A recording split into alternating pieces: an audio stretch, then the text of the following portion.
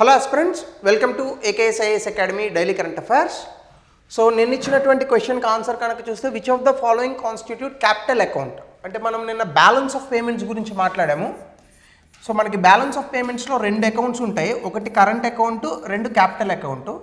ఇందులో మనకి సాధారణంగా ఎక్స్పోర్ట్స్ అండ్ ఇంపోర్ట్స్ కి సంబంధించినటువంటి ట్రాన్సాక్షన్స్ అన్ని రికార్డ్ అవుతాయి. ఇక్కడ ఇన్వెస్ట్మెంట్స్ అంటే ఎఫ్డిఐ కానీ లేదా ఎఫ్ఐఐ కానీ anything like investments like borrowings ఇట్లాంటివి వస్తాయి అన్నమాట. సో కాబట్టి మీరు చూడండి, క్యాపిటల్ అకౌంట్ అని అనగానే ఫారెన్ లోన్స్ ఎస్ వస్తాయి, డైరెక్ట్ ఇన్వెస్ట్మెంట్ అంటే ఇన్వెస్ట్మెంట్ కాబట్టి వస్తాయి, ప్రైవేట్ రెమిటాన్సెస్ ఇది ఎక్స్పోర్ట్స్ అండ్ ఇంపోర్ట్స్లోకి వెళ్తాయి. సాధారణంగా ఎక్స్పోర్ట్స్ అండ్ ఇంపోర్ట్స్ కాదు, బట్ రెమిటాన్సెస్ అనేది డెట్ అవ్వదు కదా. సో కాబట్టి this is wrong. Portfolio investments అంటే ఎఫ్ఐఐస్ అనమాట, ఫారెన్ ఇన్స్టిట్యూషనల్ ఇన్వెస్టర్స్. ఇప్పుడు ఎఫ్పిఐస్ అని అంటున్నారు, ఫారెన్ పోర్ట్ఫోలియో ఇన్వెస్టర్స్, రెండు ఒకటే. So 1 to 4 is the answer. ఇక ఈరోజు టాపిక్ వచ్చేసి అడవుల గురించి. ఇంటర్నేషనల్ డే ఆఫ్ ఫారెస్ట్ అంటే అడవులకి సంబంధించి కూడా ఒక మొత్తంగా ఒక ప్రపంచ దినోత్సవాన్ని జరుపుకుంటారు. ప్రతి సంవత్సరం కూడా March 21న ఈ ఇంటర్నేషనల్ ఫారెస్ట్ డేని జరుపుకుంటారు. So March 21 is known for many days. మనకి ఈక్వినాక్స్ ఇవన్నీ కూడా మాట్లాడతాం కదా, అలాగే నిన్న కూడా ఒకటి చెప్పుకున్నాం. సో దీనికి సంబంధించి ఇప్పుడు మనకి ఫుడ్ అండ్ అగ్రికల్చర్ ఆర్గనైజేషన్ వాళ్ళు ఒక రిపోర్ట్ ఇచ్చారు. అలాగే భారతదేశంలో ఈ అడవులకు సంబంధించి మనకి ఇటీవల కాలంలో కూడా ఒక రిపోర్ట్ వచ్చింది, ఇండియా స్టేట్ ఆఫ్ ఫారెస్ట్ అని చెప్పేసి.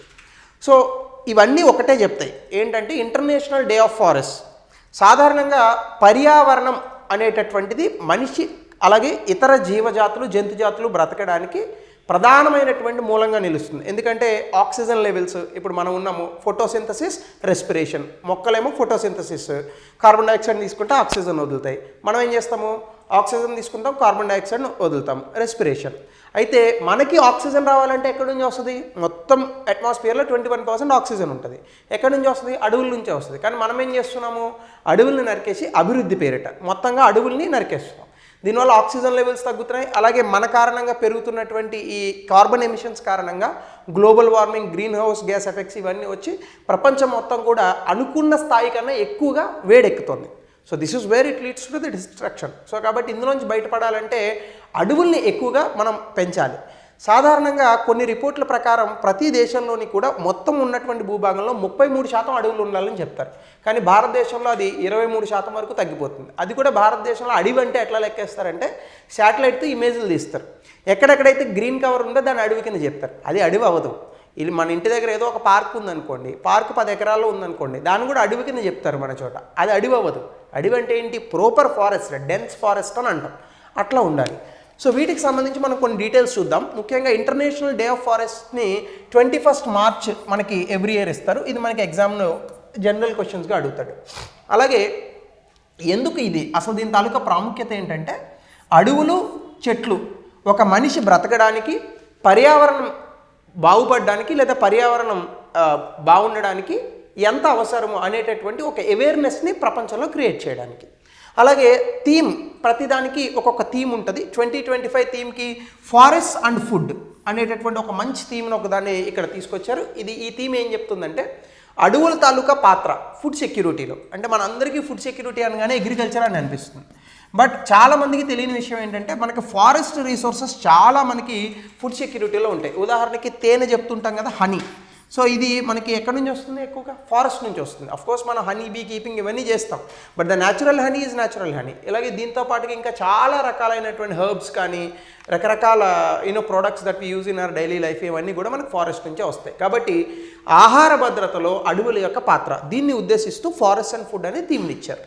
అలాగే ఇంటర్నేషనల్ డే ఆఫ్ ఫారెస్ట్ గురించి కనుక మనం చూస్తే, ఇది వరల్డ్ ఫారెస్ట్రీ డే అని ఫుడ్ అండ్ అగ్రికల్చర్ ఆర్గనైజేషన్ వాళ్ళు, యుఎన్కి అనుబంధ సంస్థ, ఇది 1971లో ఎస్టాబ్లిష్ చేశారు. దీన్ని యునైటెడ్ నేషన్స్ జనరల్ అసెంబ్లీ 2012లో ఫార్మల్గా రికగ్నైజ్ చేసింది.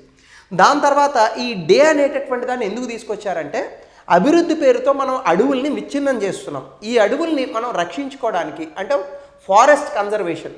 సో ప్రకృతిలో అడవులు భాగం, అడవుల్ని కాపాడితే ప్రకృతి కూడా కాపాడినట్టు అవుతుంది. కాబట్టి ఈ అడవుల్ని సంరక్షించడానికి, ఫారెస్ట్ కన్జర్వేషన్ అనేటటువంటి చేయడానికి, అలాగే దాంతోపాటుగా మనకి పెరుగుతున్నటువంటి భూతాపాన్ని తగ్గించాలంటే సస్టైనబుల్ గ్రోత్, సస్టైనబుల్ మేనేజ్మెంట్ ఇట్లాంటివి వింటూ ఉన్నాం సస్టైనబుల్ డెవలప్మెంట్ గురించి. అందులో సుస్థిరమైనటువంటి నిర్వహణ అడవులకు సంబంధించి చేయడానికి దీన్ని తీసుకొచ్చారు. ముందుగా అసలు చాలామందికి ఇది ఒక అనుమానం ఉండొచ్చు, ఫారెస్ట్ అంటే అసలు డెఫినేషన్ ఏంటి, అసలు ఈ పర్టికులర్ యాంగిల్లో మనం థింక్ చేయం. కానీ TN Govardhan versus union of India 1996లో సుప్రీంకోర్టు ఒక జడ్జిమెంట్ ఇచ్చింది ఫారెస్ట్కి సంబంధించి. డిక్షనరీ మీనింగ్తో ఫారెస్ట్ని డిఫైన్ చేసింది. అదేంటంటే forest means all statutorily recognized forest whether reserved, protected or otherwise. అంటే ప్రభుత్వం వేటినైతే చట్టబద్ధంగా అడవులు అని చెప్పి గుర్తించిందో వాటిని మనం అడవులుగా స్వీకరిస్తాం. సిగ్నిఫికెన్స్ ఆఫ్ ఫారెస్ట్ కనుక మనం వస్తే, అంటే అడవుల తాలూకా ప్రాముఖ్యతలోకి వెళ్తే, ఫారెస్ట్ దాదాపుగా ప్రపంచంలో మనకు వచ్చేటటువంటి కార్బన్ డైఆక్సైడ్ ఎమిషన్స్లో 30% కార్బన్ డైఆక్సైడ్ని అబ్జార్బ్ చేసుకుంటే 861 గిగాటన్ల కార్బన్ని అవి స్టోర్ చేస్తాయి. సో దీని కారణంగా క్లైమేట్ చేంజ్ అంటే వాతావరణ మార్పులను తగ్గించడంలో చాలా అద్భుతంగా ఇవి పనిచేస్తాయి. ఇది ఎవరు చెప్పారు? ఫుడ్ అండ్ అగ్రికల్చర్ ఆర్గనైజేషన్ 2020లో చెప్పింది. అలాగే యునైటెడ్ నేషన్స్ ఎన్వైర్న్మెంట్ ప్రోగ్రామ్ 2021లో ఏం చెప్పిందంటే 80% ఆఫ్ టెరెస్ట్రియల్ బయోడైవర్సిటీ, అంటే భూమి మీద ఉన్నటువంటి ఈ మొత్తం జీవ వైవిధ్యం ఏదైతే ఉందో ఇదంతా కూడా మనకి అడవుల్లోనే కనిపిస్తూ ఉంటుంది. అలాగే భారతదేశంలో ISFR Indian state of forest report 2023 ప్రకారం చూస్తే భారతదేశంలో మొత్తం అడవులు ఉన్నటువంటి శాతం మన భూభాగంలో 25% ఉన్నాయి. ఇవి దాదాపుగా నేషనల్ టైగర్ కన్జర్వేషన్ అథారిటీ ఇచ్చిన లెక్కల ప్రకారం 3167 పులులను ఈ అడవులే సంరక్షిస్తున్నాయి. అలాగే మన దేశంలో ఉన్నటువంటి ఎలిఫెంట్స్కి సంబంధించి కూడా 30,000 వరకు ఉన్నాయని మనకి ministry of environment and forest చెప్తోంది. అలాగే ఫారెస్ట్కి మనకి ఎప్పుడు కూడా వాటర్ సైకిల్స్ అని ఉంటాయి. అంటే వాటర్ సైకిల్ అంటే ఏం లేదు, ఇప్పుడు ఫర్ ఎగ్జాంపుల్ భూమి మీద నీళ్ళు ఉన్నాయనుకోండి, మనకి ఎండబడుతుంది, దీని కారణంగా ఏమవుతుంది, వాటర్ ఎవాపరేట్ అవుతుంది, దాని తర్వాత కండెన్సేషన్లో భాగంగా ఈ మొత్తం మబ్బులు ఫామ్ అవుతాయి, మళ్ళీ ప్రెసిపిటేషన్లో భాగంగా వర్షాలు వస్తాయి. ఇది ఒక సైకిల్. ఈ సైకిల్ని ఫారెస్ట్ అద్భుతంగా రెగ్యులేట్ చేస్తాయి. అలాగే భూగర్భ జలాలను రీఛార్జ్ చేయడంలో కానీ, ఫ్లడ్స్ అంటే మీకు అడవులు ఎక్కువగా పెంచడం వల్ల అడవులకి దగ్గరగా ఉన్నటువంటి ప్రాంతాల్లో వరదలు తక్కువగా వచ్చే అవకాశం ఉంటుంది. ఎందుకంటే ఆ చెట్లు లాక్కుంటాయి ఆ నీటిని. అంటే నా ఉద్దేశం చెట్లు నీటిని లాక్కుంటాయంటే ఆ ప్రాంతాల నుంచి వాటర్ వెళ్ళినప్పుడు మట్టి కాబట్టి నీరు ఇంకుతుంది లోపలికి. అలాగే 85% ఆఫ్ ద మేజర్ సిటీస్, ప్రపంచంలో ఉన్నటువంటి పెద్ద పెద్ద నగరాలన్నీ కూడా ఫారెస్ట్ నుంచి వచ్చేటటువంటి నీటి ఆధారంగానే అవి ఎక్కువగా ఉంటాయి. సో దీని కారణంగానే వాటర్ సప్లై జరుగుతుంది. అలాగే ఫారెస్ట్ కూడా మనకి 20% of the rural families crisis సిచ్యువేషన్స్లో, అంటే ఎప్పుడైనా మనకి ఆర్థిక మాంద్యాలు ఇలాంటివి వచ్చిన సందర్భాల్లో 20% ప్రపంచవ్యాప్తంగా ఉన్నటువంటి గ్రామీణ ప్రాంతాలకు అక్కడ ఉన్నటువంటి కుటుంబాలకు ఆదాయాన్ని ఇస్తుంది ఈ అడవులు అనేటటువంటివి. అలాగే వాళ్ళకి ఫుడ్ సెక్యూరిటీ కూడా వస్తుంది. వెస్ట్రన్ ఘాట్స్ మన దగ్గర ఉన్నటువంటి పశ్చిమ కనుమలు ఏవైతే ఉన్నాయో చాలా నదులు ఇక్కడ నుంచి ప్రారంభమవుతూ ఉంటాయి. దాదాపుగా 24 కోట్ల మందికి ఈ యొక్క నదుల ద్వారానే నీరు అనేటటువంటిది అందుతోంది. అందుకే భారతదేశం సంపన్నంగా ఉండడానికి ముఖ్య కారణాలు అడవులు, జీవనదులు. ఈ రెండింటినే మనం పొల్యూట్ చేస్తున్నాం. ఆ రెండింటిని పొల్యూట్ చేయకుండా చాలు. సో అలాగే ఎకనామిక్ అండ్ లైవ్లీహుడ్ వాల్యూ కనుక మనం చూస్తే 1.6 బిలియన్ పీపుల్, అంటే దాదాపుగా 160 కోట్ల మంది ప్రపంచంలో, ఇందులో 7 కోట్ల మంది ఇండిజినస్ కమ్యూనిటీస్, అంటే ఆ ప్రాంతంలోనే బ్రతికేటటువంటి వ్యక్తులు. వీళ్ళంతా కూడా అడవుల మీద వాళ్ళ తాలూకా ఫుడ్కి, వాళ్ళ తాలూకా ఫ్యూయల్ అంటే అక్కడ ఉన్నటువంటి కట్టెలు వీటికి, అలాగే కొన్ని మెడిసిన్స్ ఏవైతే ఉన్నాయో, అంటే చాలామంది చూడండి మనకు ఆయుర్వేద, ఉనాని సిద్ధి ఇట్లాంటివి ఉంటాయి. అందులో ముఖ్యంగా ఆయుర్వేద అడవుల్లో ఉన్నటువంటి చాలా మూలికల ఆధారంగానే వైద్యం చేస్తారు. సో ఇవి ఇంతమంది వ్యక్తులకి సపోర్ట్ చేస్తుంది అని చెప్పి వరల్డ్ బ్యాంక్ మనకి 2022 రిపోర్ట్లో చెప్పింది. ఇండియాలో అయితే దాదాపుగా 3 కోట్ల మంది ఈ యొక్క అడవులకి సంబంధించినటువంటి కార్యకలాపాల మీద వాళ్ళ తాలూకా లైవ్లీహుడ్కి డిపెండ్ అవుతున్నారు. మన్రేగా మనకి ఈ మధ్యకాలంలో ఎఫారెస్టేషన్ ప్రాజెక్ట్స్, అంటే ఎక్కడైనా అడవులు అవి నరికివేస్తే కొత్తగా మొక్కలు నాటడం, అక్కడ అడవుల్ని పెంచడంలో MNREGA ప్రోగ్రామ్ కూడా అద్భుతంగా హెల్ప్ చేస్తుంది. అలాగే ఫారెస్ట్ మనకి దాదాపుగా 4 కోట్ల మంది వరకు పాస్టోరలిస్ట్, అంటే అడవుల మీదే ఒక ప్రాంతం నుంచి ఇంకో ప్రాంతం వరకు వెళ్తూ ఉంటారు. అలాగే ఎక్కువగా ఈ హర్డ్స్ ఉంటాయి కదా, ఫ్లాక్ ఆఫ్ షీప్, గొర్రెల మందలు, వీటిని పెంచుతూ బ్రతుకుతూ ఉంటారు. వాళ్ళందరికీ కూడా ముఖ్యంగా ఆ యానిమల్స్కి ఏదైతే ఉన్నాయో ఆ యానిమల్స్కి ఫుడ్ అనేటటువంటిది కూడా మనకి ఈ ఫారెస్ట్ నుంచే వస్తుంది. దాదాపుగా 4 బిలియన్, అంటే ఎంత, 400 కోట్ల యానిమల్స్ మన దేశంలో కేవలం ఈ అడవులను ఆధారంగా చేసుకునే ఆ యొక్క గడ్డి వీటిలన్నింటినీ కూడా తింటున్నాయి, ఆ గ్రాసాన్ని. సో ట్రీస్ మనకు ఉన్నటువంటి అడవుల్లో ఉన్నటువంటి ఈ చెట్లు ఏవైతే ఉన్నాయో, సో వీటి కారణంగా కూడా మంచి అద్భుతమైన షేడు, లైఫ్ స్టాక్ ప్రొడక్టివిటీ ఇవన్నీ కూడా పెరుగుతాయి. సో ఇవన్నిటిని కూడా మనం నాశనం చేస్తున్నాం. కాబట్టి ఇంటర్నేషనల్ డే ఆఫ్ ఫారెస్ట్ మనకి ఏం చెప్తుంది, వీటిలన్నింటినీ మనం కాపాడాలి అనేటటువంటి ఒక సిగ్నల్ ఇస్తుంది. అలాగే కల్చరల్ అండ్ జెనెటికల్ సిగ్నిఫికెన్స్ చూస్తే ఫారెస్ట్లో మనకి చాలా కల్చరల్ సిగ్నిఫికెన్స్ ఉంటుంది. ముఖ్యంగా చాలా వరకు అడవుల్లో భాగంగా మనం మన తాలూకా సాంప్రదాయాలు సంస్కృతిని కూడా తీసుకుంటాం. ఉదాహరణకి తెలంగాణలో సమ్మక్క సారక్క జాతర జరుగుతుంది, అడవుల్లోనే జరుగుతుంది. సో అక్కడ ఉన్నటువంటి చాలామంది ఈవెన్ సిటీల నుంచి కూడా వ్యక్తులు అక్కడికి వెళ్ళి సమ్మక్క సారక్క జాతరని అక్కడ జరుపుకుంటారు. సో ఈ టైప్ ఆఫ్ కల్చరల్ సిగ్నిఫికెన్స్ ఉంటుంది. చాలా జనరేషన్స్ మనకి ఈ యొక్క విషయాలు నేర్పిస్తున్నాయి. అలాగే తెలుగు రాష్ట్రాల్లోనే మనకి తిమ్మమ్మ మర్రిమాను అని ఒక పెద్ద మర్రి చెట్టు ఉంది, ఎన్నో వందల సంవత్సరాల నుంచి ఉంది ఆ చెట్టు, 150 సంవత్సరాలు ఎంతో చెప్తారు. సో ఇవన్నీ కూడా మనకి కల్చరల్ సిగ్నిఫికెన్స్ని ఇస్తూ ఉంటాయి. అలాగే హెల్త్ అండ్ లాంజిటివిటీ, ఇందులో భాగంగానే ఎక్కువ కాలం బ్రతికేటటువంటి రకరకాల చెట్లు, మొక్కలు ఎక్సెట్రా ఎక్సెట్రా ఇవన్నీ ఇందులో భాగం. అలాగే భారతదేశంలో 1,00,000కు పైగా సేక్రెడ్ గ్రూవ్స్ అని అంటారు. అంటే కొన్ని ప్రాంతాలని పవిత్రమైనటువంటి అటవీ ప్రాంతాలుగా ప్రకటిస్తారు. ప్రతి రాష్ట్రంలోనే ఉంటాయి ఇవి. ఉదాహరణకి కేరళలో వాటిని కావుస్ అని అంటారు, లా లింగ్డో అని చెప్పేసి మేఘాలయలో అంటారు, కర్ణాటకలో ఉన్నాయి, మహారాష్ట్రలో ఉన్నాయి, చాలా ప్రాంతాలు. ఇవన్నీ కూడా మన జీవ వైవిధ్యాన్ని కాపాడడంలో ఈ సేక్రెడ్ గ్రూవ్స్ కూడా చాలా అద్భుతమైనటువంటి పాత్రను పోషిస్తూ ఉంటాయి. 1,00,000కు పైగా ఉన్నాయి మన దేశంలో. అలాగే కొన్ని రేర్ ఫ్లోరా, లైక్ కర్ణాటకలో ఉన్నటువంటి మిరిస్టికా మల్బారికా అనేటటువంటిది ఈ సేక్రెడ్ గ్రూవ్స్లోనే పండుతుంది. అది చాలా పవిత్రమైనటువంటి పువ్వుగా దాన్ని భావిస్తారు. దాంతోపాటుగా ఫారెస్ట్లోనే మనకి చాలా అద్భుతమైనటువంటి జన్యుపరమైన జీవ వైవిధ్యం అనేటటువంటిది ఉంటుంది. అలాగే వైల్డ్ రిలేటివ్స్ ఆఫ్ క్రాప్స్, అంటే ఇన్ ద సెన్స్ మనకి కొన్ని వైల్డ్ రైస్ అక్కడే పండుతాయి. అలాగే కొన్ని జంతువులు కూడా ఆ ప్రాంతంలో బ్రతికేటటువంటి జంతువులు, ఉదాహరణకి మన దేశంలో Bengal tiger very powerful animal. So ఇట్లాంటివన్నీ అడవులు ఉంటేనే ఉంటాయి. ఇవన్నీ అడవులు పోతే ఇవి కూడా పోతాయి. ఎప్పుడైతే జీవ వైవిధ్యం నాశనం అవుతుందో మనిషి చాలా తొందరగా చచ్చిపోతాడు.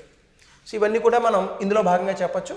భారతదేశంలో అడవులకు సంబంధించి చూస్తే రీసెంట్గా వచ్చినటువంటి రిపోర్ట్ ప్రకారం 2023 భారతదేశంలో 25% భూభాగం అడవులకు ఉంది.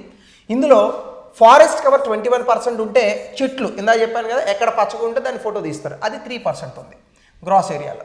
అలాగే ఫారెస్ట్ ఇటీవల కాలంలో 1445 కిలోమీటర్లు పెరిగిందని ఈ లెక్కలు చెప్తున్నాయి. అలాగే చెట్లు కూడా గతంతో పోల్చుకుంటే పెరిగిందని చెప్తున్నాయి ఈ లెక్కలు. అలాగే 19 రాష్ట్రాల్లో దాదాపుగా గ్రాస్ ఏరియాలో 33% కన్నా అధికంగా అడవులు ఉన్నాయి. ఎక్కువగా ఇది నార్త్ ఈస్టర్న్ స్టేట్స్లో ఎక్కువ కనిపిస్తూ ఉంటాయి.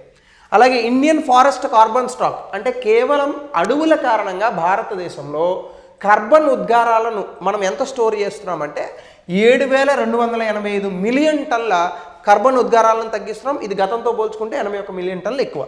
అలాగే భారతదేశంలో మడ అడవులు కనుక మీరు చూస్తే దాదాపు 5,000 కిలోమీటర్లు ఉన్నాయి. అయితే ఇటీవల కాలంలో మడ అడవులు తగ్గాయి, ఎందుకంటే వాటిని నరికేసి అక్కడ మనము టూరిస్ట్ స్పాట్లు కడుతున్నాం. సో అట్లాంటివి జరుగుతుంటాయి అభివృద్ధి పేరిట. లార్జెస్ట్ ఫారెస్ట్ కవర్ మనం చూస్తే ఎక్కువగా మధ్యప్రదేశ్లో ఉంది, దాని తర్వాత అరుణాచల్ ప్రదేశ్, దాని తర్వాత ఛత్తీస్గఢ్. ఇది మనకి మ్యాచ్ ద ఫాలోయింగ్ లాంటి వాటిలో అడుగుతాడు ఎగ్జామ్లో. అలాగే highest percentage of forest cover, అంటే ఉన్న భూభాగాల్లో అధికంగా అడవులు ఎక్కడ ఉన్నాయంటే లక్షద్వీప్ 91%, జనాలు ఎవరు ఉండరు కాబట్టి. మిజోరాం 85, అండమాన్ అండ్ నికోబార్ 81. జనాభాలు తక్కువ కాబట్టి ఇక్కడ సాధ్యం. అలాగే గ్లోబల్ ఫారెస్ట్ ఏరియా, ఇగో ప్రపంచంలో మీకు ఎక్కడైతే బాగా పచ్చగా కనిపిస్తుందో అక్కడ అడవులు ఉన్నట్టు. చూడండి ఎక్కడుంది, సౌత్ అమెరికా చాలా అధికంగా ఉన్నటువంటి ప్రాంతం, ఎందుకంటే అమెజాన్ ఫారెస్ట్లు ఇక్కడ ఉన్నాయి. అలాగే ఇక్కడ ఉన్నటువంటి కాంగో బేసిన్ ఆఫ్రికాలో. భారతదేశంలో చూడండి మీకు వెస్ట్రన్ ఘాట్స్ కనిపిస్తోంది, తర్వాత ఇగో ఈ పార్ట్ కనిపిస్తుంది అంతే, కొంత తూర్పు కనుమలు. మళ్ళీ ఇటుపక్క ఉన్నటువంటి మయన్మార్ ఈ ప్రాంతాల్లో చాలా ఎక్కువగా ఉంటాయి, ముఖ్యంగా ఈ నార్త్ ఈస్టర్న్ రీజియన్, ఇంకా ఇటుపక్క అంతా కూడా. సో అమెరికా ఏమంత అద్భుతంగా లేదు, మళ్ళీ మెక్సికో ఈ ప్రాంతాల్లో ఓకే, పైన కెనడాలో కొంతవరకు ఉంటుంది. ఇవన్నీ మీకు టెంపరేట్, ఇది tropical, boreal, temperate, sub tropical, అంటే ప్రాంతాన్ని బట్టి మీకు అక్కడ అడవులు అనేటటువంటి ఉంటాయి. కానీ అత్యధికంగా అడవులు ఉన్నటువంటి ప్రాంతం అయితే మాత్రం ఇంకా ఈ పచ్చగా కనిపిస్తున్నటువంటి ప్రాంతాలు, పైన ఉన్నటువంటి బోరియల్ ప్రాంతాలు, విచ్ మీన్స్ ఇక్కడ ఉంటుంది కదా టండ్రా అండ్ టైగా ప్రాంతాల్లో రష్యా, కెనడా. అలాగే ఇనిషియేటివ్స్ ఆఫ్ ఫారెస్ట్ కన్జర్వేషన్లో భారతదేశంలో ఇవి ఉన్నాయి. రెడ్ ప్లస్ అని ఒకటి ఉంది, reducing emissions from deforestation and forest destruction, ఎప్పుడో 2011-12 ఆ ముందే ఉన్నాయి ఇవి.